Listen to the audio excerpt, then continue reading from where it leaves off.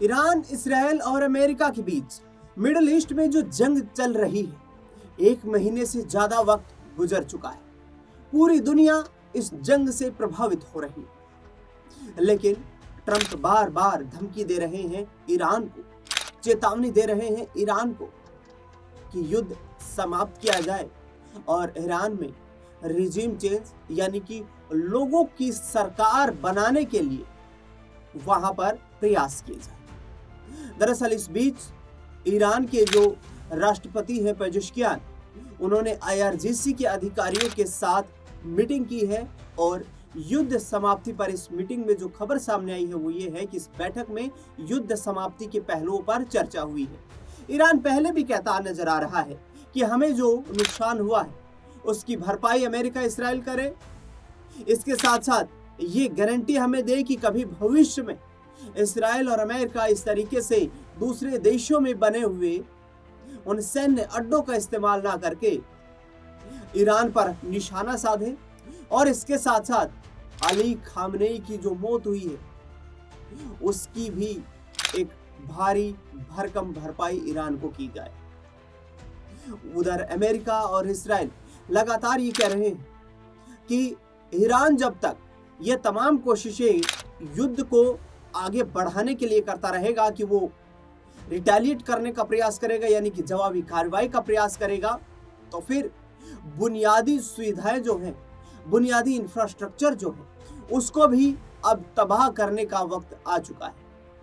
Iran के जो military access है यानी कि जो उनके पास युद्ध का भंडार मौजूद है, उसको नेस्तनाबूद करने के लिए, उसको बर्बाद करने के लिए इस्राएल और अमेरिका रणनीति बनाते हुए नजर आ रहे हैं। ट्रंप पिछले दिनों से 3 बार ये बात कह चुके हैं कि हम शांति चाहते हैं कि ईरान की जो सत्ता है, ईरान की जो सरकार है, वो जल्द ही ईरान में शांति कैसे बहाल हो इस पर चर्चा करे, ना कि युद्ध को आगे खींचने का काम करे, क्योंकि यदि युद्ध आगे चला तो फिर इसके परिणाम भयंकर हो सकते हैं। 1 महीने से ज्यादा वक्त गुजर चुका है, लेकिन आज जिन पहलुओं पर चर्चा करेंगे उन पहलुओं में सबसे पहला सवाल यही रहेगा, वरिष्ठ सहयोगी अमन जी इस खास कार्यक्रम में जुड़े हैं मेरे साथ, कि इस्राएल के हमलों से आखिरकार ईरान का जो हथियार डिपो बर्बाद हुआ है, क्या उसके बाद अब ईरान जो है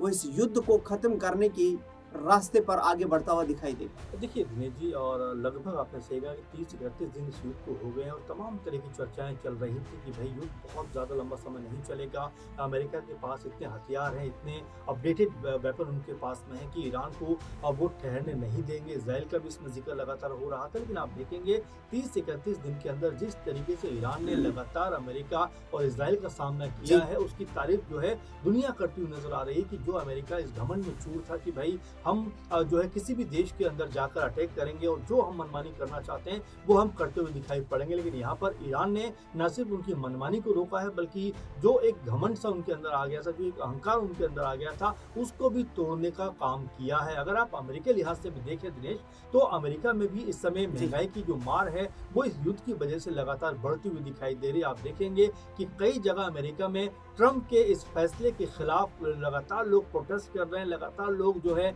रैलियां निकाल रहे हैं और एक तरीके से अपना विरोध दर्ज करा रहे हैं कि आखिर इस युद्ध को करने की जरूरत क्या थी, और युद्ध किया भी तो आखिर 30 से 31 दिन यानी महीने भर हो गया इस युद्ध को, तो आखिर हमने हासिल क्या किया है। क्योंकि अगर आप देखेंगे जो आम अमेरिकी है, जो सर्वे के हिसाब से भी अगर आप देखेंगे तो लगभग 65-70% जो अमेरिकी आम अमेरिकी हैं वो नहीं चाहते कि इस तरह के फटे में अमेरिका को अपनी टांग डालनी चाहिए थी। आप देखेंगे युद्ध जो था वो इजराइल और ईरान के बीच में एक तरीके तनातनी का माहौल चल रहा था, लेकिन अमेरिका ने जिस तरीके से इसके अंदर एंट्री की है और यहाँ पर जिस तरीके से ये सोच कर कि भाई ईरान हमारे लिए बहुत सॉफ्ट टारगेट है, हम जाएंगे तुरंत उनको जो है कह सकते सबक सिखाएंगे और वहां पर अपनी मनमर्जी की सरकार चला देंगे। लेकिन दिनेश जी आप देखेंगे कि लगभग महीने भर का वक्त आ गया, लेकिन अभी भी ट्रंप जो है वो अपने बयानों को लेकर कभी 2 दिन कहते हैं, कभी 4 दिन कहते हैं, कभी 1 अप्रैल कहते हैं, कभी 31 मार्च कहते हैं, यानी कि उनके बयानों में ही विरोधाभास दिखाई पड़ता है। कभी कहते हैं कि हमने ईरान का एयरबेस ख़त्म कर दिया, कभी कहते हैं हमने ईरान की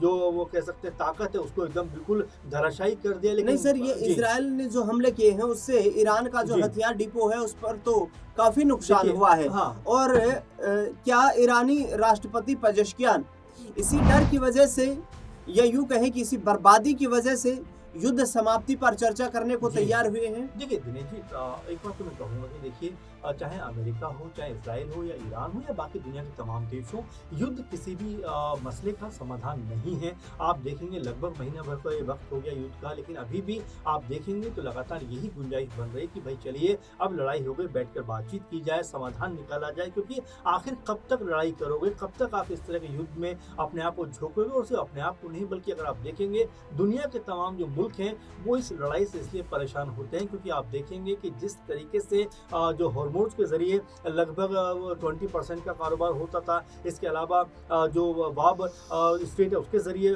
12% का कारोबार होता था, और ये मिला जुला कर 30-32% का कारोबार है, और दोनों पे एक तरीके से ब्लॉक हो रखा है। तो ये अपने आप में समझने का विषय आ जाता है कि देखिए जिस तरह ईरान के अंदर भी अब तमाम आवाज़ें उठ रही हैं कि भाई चलिए अब इससे आगे बढ़ा जाए, क्योंकि जिस तरह से आप कह रहे हैं कि तमाम जो उनके इंपॉर्टेंट जगह हैं उनको धराशायी किया गया, लेकिन ऐसा नहीं कि ईरान के ही धराशायी किया गया, बल्कि ईरान ने भी तमाम देशों के ऊपर जिस तरह से एक के बाद एक हमले किए हैं। और आज तो सुबह खबर आ रही थी कि अब तो साइबर अटैक करके भी 50-55 कंपनियों का जो डाटा है पूरी तरीके से ईरान ने हैक कर लिया है। तो लड़ाई का आखिर अंत क्या है, इसके ऊपर तमाम दुनिया को, खासकर ईरान और इजराइल और अमेरिका को यहाँ से सोचने की ज़रूरत है। क्योंकि अगर ये युद्ध दिनेश जी 10-15 दिन और चला तो दुनिया के अंदर एक जो है मुसीबतें बहुत बड़े लेवल पे, पैमाने पर जाती हुई दिखाई पड़ेंगी। अगर हम भारत देश की बात करें तो भारत देश में भी जिस तरह से हम देख रहे हैं कि जो सुचारू रूप से व्यवस्था होनी चाहिए, तेल जिस तरह से आना चाहिए, गैस जिस तरह से आनी चाहिए, उसमें जिस तरीके से अवरोध उत्पन्न हुआ है उसने तमाम देश के सामने एक संकट तो खड़ा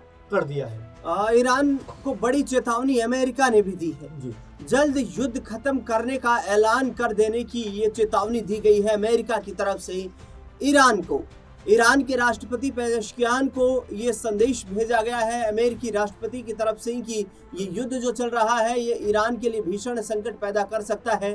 सर, अमेरिका की इस चेतावनी को कैसे देखते हैं जो उन्होंने ईरान को लेकर के एक बार फिर से दी है? इसके भीषण नतीजे हो सकते हैं, ईरान युद्ध समाप्ति पर विचार करें। देखिए बिल्कुल, और दिनेश जी ऐसा नहीं कि ट्रंप ने पहली बार ऐसा कहा। कुछ दिन पहले उन्होंने कहा था कि 5 दिन की मोहलत आपको देते हैं, हम 2 दिन की मोहलत आपको देते हैं, कभी 48 घंटे की मोहलत आपको देते हैं। तो ये ट्रंप की लगातार जो बयानबाजी है वो अब कहीं ना कहीं दुनिया में भी एक हंसी का पात्र जरूर बन रही है। क्योंकि ट्रंप को जैसे मैंने शुरू में आपसे कहा कि इस बात का जरूर गुमान रहा था कि ईरान हमारे लिए कोई भी कह सकते हैं कि तवज्जो रखने वाली चीज़ नहीं है, तवज्जो रखने वाला देश नहीं है, इसीलिए उन्होंने बेधड़क होकर हमला कर दिया। और देखिए हमले में जब आप जाते हैं, दूसरे की ताकत को जब कमजोर आप समझते हैं तो उसका खामियाजा आपको भुगतना पड़ जाता है। अब लगातार जिस तरह ट्रंप ये बात कह रहे हैं कि भाई हमें सोचना पड़ेगा युद्ध कैसे रोका जाए, कैसे खत्म किया जाए। अगर ऐसा नहीं होता है तो ईरान को इसके भीषण परिणाम भुगतने पड़ेंगे। और देखिए एक बात ये भी है दिनेश जी कि अमेरिका, जाहिर बात है कि हो सकता है कि अभी पूरी ताकत के साथ में ना लड़ रहा हो और उनके पास अभी भी बहुत मारक हथियार है, लेकिन इसका मतलब ये नहीं है किसी भी देश के अंदर आप जाएंगे और इस तरह की बर्बरता करते हुए दिखाई पड़ेंगे। आप देखिए चाहे वेनेजुएला की बात करें, सीरिया की बात करें, इराक की बात करें, अफगानिस्तान की बात करें, ऐसे तमाम एग्जाम्पल यहाँ पर नजर आता है कि अमेरिका के सीधे हमले की वजह से या इन्वॉल्वमेंट की वजह से उन देशों की सरकारें जो है वो न सिर्फ धराशायी हुई हैं बल्कि उन देशों की जो इकोनॉमी है वो भी पूरी तरीके से बर्बाद होती हुई दिखाई पड़ी है। अब ईरान में जिस तरह से आर पार की लड़ाई चल रही है उससे भी कहने के संदेश जरूर जाता है तमाम दुनिया को कि क्या लड़ाई ही किसी समस्या का समाधान है, क्या जंग ही किसी मसले का हल है। अब इसके ऊपर विचार करने की जरूरत है, क्योंकि देखिए ट्रंप ने पहली ये चीज़ कर दी कि हमला करके उनके जो सुप्रीम लीडर खामनेई का जिस तरह से उन्होंने कत्ल किया है, और ये करके कहीं ना कहीं जो अपने प्रति एक तरीके ईरानी जो इमोशन है उसको मोल लेने का प्रयास किया कि भाई जो बैठे बिठाए आपने उनके जो है सुप्रीम लीडर को मार दिया। उसके बाद तमाम ईरानी जो थे वो ये बात पे अड़ गए कि आखिर आपने जरूरत कैसे की, आपने हमारे सुप्रीम लीडर को कैसे मारा। उसके बाद तमाम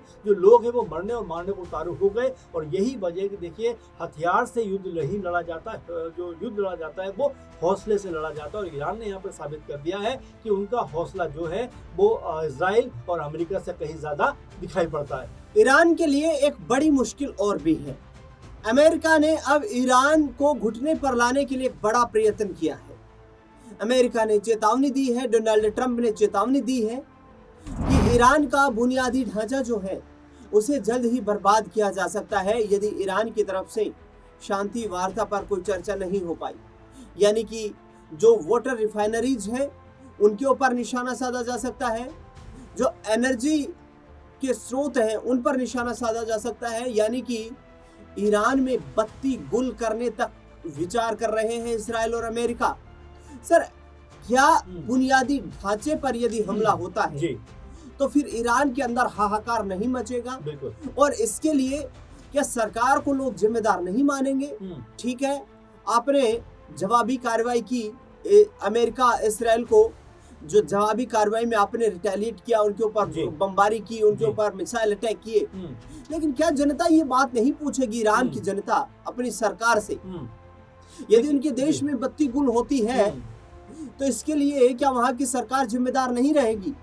और यदि रहेगी तो फिर आखिरकार ईरान अपने देश के लोगों को बचाने के लिए एक बड़ा और कठोर कदम क्यों नहीं उठा पा रहा? देखिए जी, दो बातें। एक बात तो ये कि ईरान के ऊपर जिस तरह हमला हुआ उसके बाद ईरान ने जिस तरह जवाबी कार्रवाई की है उससे कहीं ना कहीं ईरान को संतुष्ट होना चाहिए कि भाई हमने अमेरिका जैसे देश के खिलाफ एक मोर्चा संभालते हुए उनको घुटनों पर लाने का काम किया है और बातचीत के लिए मजबूर किया। आप देखेंगे कि अमेरिका खुद लगातार पहल कर रहा है, ट्रंप लगातार ये बात कर रहे हैं कि ईरान को सोचना चाहिए। वहीं अब ये वक्त ऐसा आ गया जहाँ पर बिल्कुल मैं आपकी बात से सहमत हूँ, ईरान को भी यहाँ पर अब पूरी तरीके से युद्ध की समाप्ति की तरफ जाना चाहिए। अमेरिका लगातार जो बात करने की पेशकश कर रहा है इसका मतलब जीत कहने के इनडायरेक्ट वे में ईरान की यहाँ पर होती हुई दिखाई पड़ रही है, क्योंकि ट्रंप की तरफ से कहा जा रहा है कि भाई बातचीत करिए और बैठकर मसले को सुलझाइए। इसका मतलब स्पष्ट हो जाता है कि यहाँ पर ईरान की जो अप्रत्यक्ष रूप से जीत है वो यहाँ पर नजर आती है। तो ऐसे में अब ईरान को भी यहाँ पर समझना चाहिए कि जो कुछ हुआ उसको अब कम से कम रोक कर स्टॉप कर शांति की पहल करना चाहिए, जो बातचीत के टेबल पे आना चाहिए, ताकि अब तक जो विनाश हुआ है उससे कम से कम दुनिया उभरती हुई दिखाई पड़े। क्योंकि ये युद्ध सिर्फ अमेरिका, इजराइल और ईरान के बीच में नहीं लड़ा जा रहा, बल्कि ये युद्ध से पूरी दुनिया प्रभावित है। आप देखेंगे चाहे भारत हो, श्रीलंका हो, चाइना हो और तमाम दुनिया के देशों को प्रभावित होते हुए दिखाई पड़ रहे हैं। और अगर ये युद्ध, जैसा मैंने पहले भी कहा कि 10 से 15 दिन और चलता है तो दुनिया में हाहाकार मचता हुआ दिखाई पड़ेगा, क्योंकि अब तक तो स्थिति चलिए एक लेवल पे कंट्रोल में है, लेकिन 10 से 15 दिन अगर ऐसे हालात बने रहे तो हालात जो हैं किसी भी मुल्क के लिए, सिर्फ भारत की बात नहीं कर रहे हैं बल्कि दुनिया के तमाम मुल्कों के लिए बद से बदतर होते हुए दिखाई पड़ेंगे। जो अमेरिका लगातार अपने आप को मजबूत ताकतवर बताता है, वहां पर भी महंगाई की मार से लोग त्रस्त दिखाई पड़ते हैं। यहाँ तक कि आंकड़ा है 27% तक पेट्रोल के दाम बढ़ते हुए दिखाई पड़ रहे हैं अमेरिका में। तो आप समझ सकते हैं कि आम अमेरिकी जो है वो किस तरह से परेशान नजर आता है। भाई भारत के लिहाज से बात करें तो भारत में भी तमाम दिक्कत परेशानियां हैं। पीएम मोदी ने बाकायदा संसद के अंदर खड़े होकर कहा है कि ये स्थिति ठीक कोरोना वाली जैसी स्थिति की तरह है, जहां पर हमें अडिग होकर मजबूत होकर खड़ा रहने की जरूरत है। और यही मकसद है कि अगर यहाँ पर ईरान ने, अमेरिका ने, इजराइल ने अभी भी अगर इस मसले के ऊपर बैठकर बातचीत नहीं की तो परिणाम जो है दिनेश जी वो भयावह होते हुए दिखाई पड़ेंगे। आखिरी सवाल ये रहेगा कि डोनाल्ड ट्रंप ने जो चेतावनी दी है, ईरान को गंभीर चेतावनी दी है, इस गंभीर चेतावनी का क्या असर ईरान पर होता हुआ नजर आएगा? क्या ईरान टेबल पर आएगा और बैठ करके इस युद्ध को खत्म करने पर विचार करेगा? क्योंकि अमेरिकी राष्ट्रपति ने ये कहा है कि हमारी लड़ाई जो है वो आम नागरिकों से नहीं है, हमारी लड़ाई उस सिस्टम से है जो सिस्टम दुनिया के लिए खतरनाक हो सकता था। ट्रंप की चेतावनी को ईरान कैसे देखेगा? देखिए, पहली बात तो ये है कि जिस तरह ट्रंप अब ये बात कह रहे हैं कि हमारी जो लड़ाई है वो आम ईरानी लोगों से नहीं है, तो ये ट्रंप उस समय कहा थे जब स्कूल की बच्चियों के ऊपर बम गिराए गए, उनकी हत्याएं वहाँ पे कर दी गई। तमाम दुनिया के अंदर इस बात को लेकर एक कह सकते हैं शोक की लहर दौड़ गई कि भाई आप किस तरह का ये जो है चीज़ें करते हुए दिखाई पड़ते। चलिए, खामनेई साहब की दुश्मनी थी, उनको आपने हलाक कर दिया, उनको आपने खत्म कर दिया, एक अलग बात है, लेकिन यहाँ पर उन बच्चियों को स्कूल पर आखिर आपको बमबारी करने की जरूरत क्या थी? तमाम देश इसीलिए ट्रंप के खिलाफ खड़े हो गए, क्योंकि आप देखेंगे चाहे नाटो हो या और तमाम देश हो, उन्होंने एक तरफ ये बात कही है कि भाई इस तरह की बर्बरता, इस तरह का नरसंहार किसी भी कीमत पर हम एक्सेप्ट नहीं करेंगे, जहां पर मासूम बच्चियों का कत्लेआम किया गया। आप देखेंगे आज ही सुबह खबर है, स्पेन ने तुरंत मना कर दिया कि हम आपको जो है अपना एयर कह सकते हैं कि जो बेस है वो इस्तेमाल करने नहीं देंगे, अमेरिका को मना कर दिया। तो आप सोच सकते हैं कि अमेरिका जो अब तक इस अकल में था कि भाई तमाम समूची दुनिया हमारे साथ खड़ी है, लेकिन अब शायद उसको एहसास हो रहा है कि दुनिया उसके साथ नहीं खड़ी है, बल्कि दुनिया इस पूरे मसले के ऊपर निगाहें बनाकर बैठी है कि कौन सही है और कौन गलत है। आप देखेंगे, आपने जो लड़ाई की, आपने जो खामनेई का खात्मा किया, क्या वहीं के बाद स्थिति कंट्रोल नहीं की जा सकती थी? क्या बातचीत वहां पर नहीं हो सकती थी? उस समय ट्रंप कह रहे थे कि भाई 2 दिन का वक्त है, हम पूरा का पूरा निजाम बदल देंगे। आज ट्रंप ये बात कहते हुए नजर आ रहे हैं कि भाई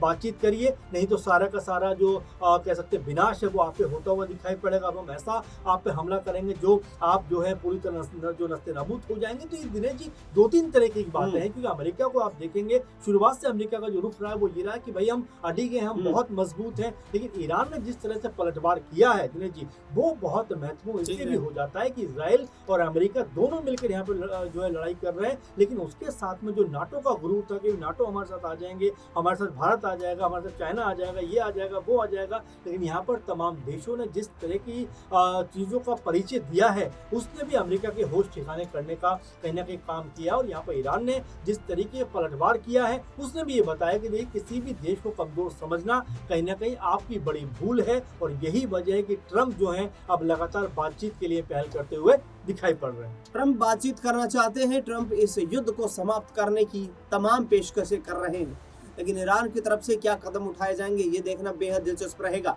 क्योंकि इजराइल सीधे तौर पर ये कहता हुआ नजर आ रहा है कि युद्ध समाप्ति ईरान के हाथ में है, इजराइल के हाथ में नहीं, अमेरिका के हाथ में नहीं। आपको इस खास रिपोर्ट पर क्या प्रतिक्रिया व्यक्त करनी है, उसका कमेंट बॉक्स में हमें इंतजार रहेगा। इस खास कार्यक्रम में फिलहाल के लिए इतना ही। देश दुनिया से जुड़ी तमाम बड़ी खबरों के लिए देखते रहिए SPN 9।